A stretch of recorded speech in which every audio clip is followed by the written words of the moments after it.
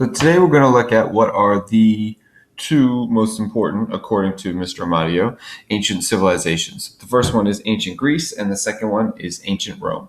They're really similar, and they shared a lot of ideas. The Greeks came first, and then the Romans copied them. So you're going to see a whole bunch of different ways in which that happened.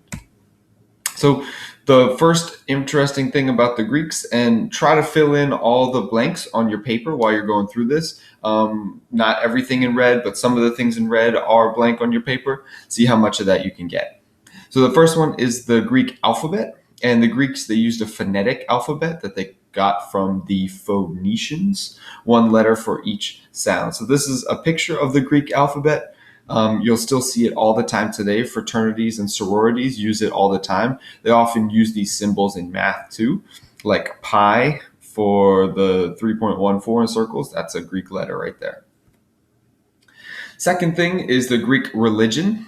They were polytheistic, or they followed a polytheistic religion, which means that they believed in many gods, more than one god. This picture up here shows a bunch of the Greek gods. You may have heard of people like Zeus, Poseidon, Athena, Hermes. All these people were Greek gods. So they imagined that these gods looked like human beings and would come down to earth and interact with human beings. Like Hercules was half god, if you've seen that movie. They also thought that they had to do things to please the gods, or the gods would do things to hurt them, like cause disasters, like hurricanes or storms or rains and floods and all that kind of stuff. And then later on, you're going to see the Romans completely copied the Greeks' religion. They just gave the gods different names. So you'll see that when we do Rome. The Greeks also had a really interesting government. They were interesting because they were the first civilization to ever have a democracy. Their democracy, though, was different than the one that we have, because theirs was called a direct democracy. So each citizen had an equal vote on every single law. For us, we vote on trying to elect representatives to make laws for us, which is a different type of democracy. But for them, they didn't have representatives. Everybody voted on the laws. However, it really wasn't everybody, because women didn't get to vote. Anyone who wasn't a citizen didn't get to vote. Slaves didn't get to vote. So there were still lots of people who didn't have those rights. Next section is Greek architecture. This is a building that you saw on the front because it's the most famous Greek building ever. The Greeks really relied on what were called columns that look like this. They go straight up and down. They support the roof. This building is called the Parthenon, and it's got tons and tons of columns. They're huge. And it was a temple used to worship the gods, and it was located in the center of Greece, which is a city called Athens. So Greece, ancient Greece, was divided. It wasn't just one big country. It was divided into individual city-states. And the city-states were separated by physical features. Like there would be mountains in between the city-states, or maybe one city-state would be an island and another one would be on the mainland. But they were all separated, so they developed very different cultures.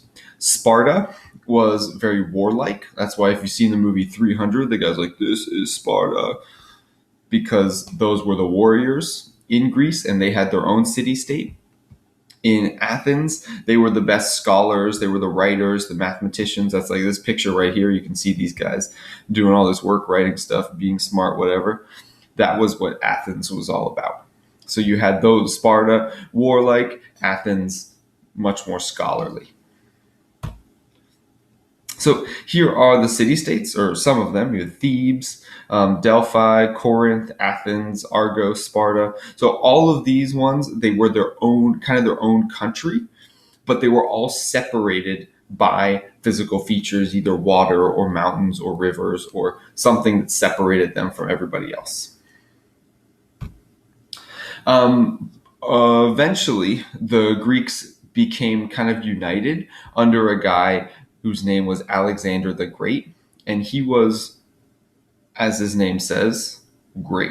He took some armies and got them together in Greece, and he decided he was going to take over a ton of other land. So he goes out and he gets his armies together, and they take over Egypt over here on the Nile River. They take over Mesopotamia, the Tigris and Euphrates River, and they go all the way through Persia, which we haven't studied, but also another ancient civilization. And he took over all that land. And so when he's doing this, he's spreading Greek ideas and he's spreading Greek culture all throughout this land. So, for example, this is a guy named Hassam al-Hafez. He was a Persian scholar who wrote this about the Greeks when they came. So he says, the Greeks arrived with their commander, the fearsome Alexander, at their head.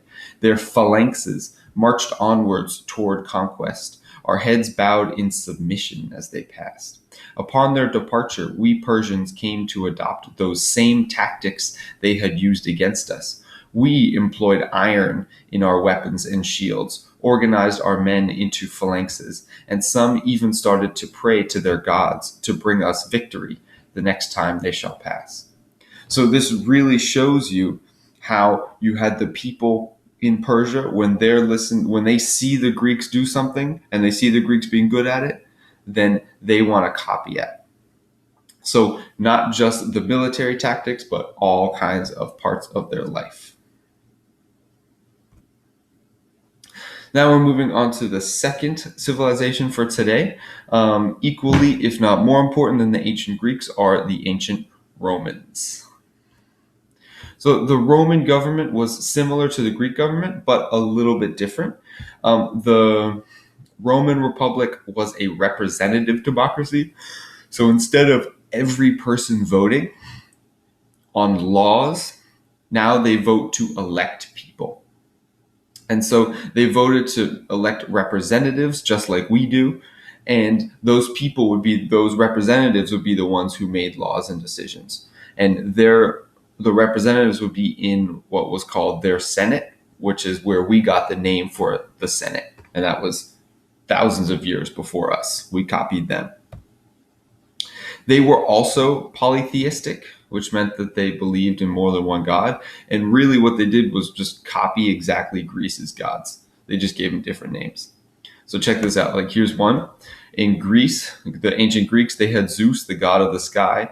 He controlled the weather. He could throw lightning bolts. And then the Romans, they were like, oh, we have a god of the sky too. He controls the weather. He can throw lightning bolts. But really, they just copied the Greek one because the Greek one came first. And they just named theirs Jupiter. Same thing. They just copied them and changed the name. Thought they were cool. Rome also copied the Greeks' writing, but they had a different language. So a lot of the letters in Greek sound or look very similar to the letters in Latin, which was the Roman language, Latin, right there. And Latin goes on to influence a lot of other languages. We still use Latin letters in our writing today. So here's the Greek alphabet. You got some of the letters look the same, some look different. Here's the Roman alphabet, the Latin alphabet, that really looks almost exactly the same to what we have today. There's only one letter missing right there. The Romans also had a similar architecture to the Greeks, but they went and improved it. So one of their things was the Colosseum, which is this one right here. Very famous building where they had gladiator battles and plays and other stuff. Another famous thing that they had were called aqueducts, which were arched structures like this that would deliver fresh water to the city. And these are still standing, both of these, even though they were built thousands of years ago. So the difference between the Greeks and the Romans were that the Greeks, they just had the straight up and down with it across on the top, like you can see here in the Parthenon. Whereas in the Colosseum or other Roman structures, you'll often see arches like this. And that's how the Romans really improved on the Greek architecture. So the Romans, they spread their culture a different or kind of the same way as the Greeks, but with a different guy. Their guy's name was Julius Caesar. That's him right here. He was also a straight up boss, and he organized his men into what were called centurions. That was them right there. And they would protect themselves with shields on all sides and the top, so you couldn't get at them. And then they could stab you from there. If this guy died, this guy would put his shield down and take his spot. So they were like all over the place and they just rolled over people. This was their empire. So they started right here. That's the Romans, started in Rome, and they took over all this land, all the way up in England, Spain, this France right here, Northern Africa, Egypt, Tigris and Euphrates over here, Mesopotamia, everything. And what they did when they took over this land, they started imposing new things. They put in their own laws. They put in their religion. They made people speak their language. All these things that they spread around.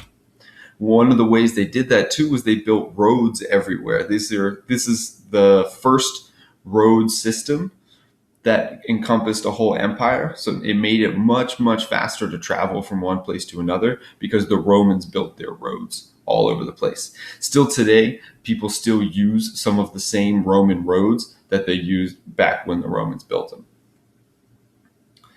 So there you go. You got it. That's it. Tomorrow, we're going to be talking about how ancient cultures and ancient civilizations spread around and what kinds of things spread between those cultures.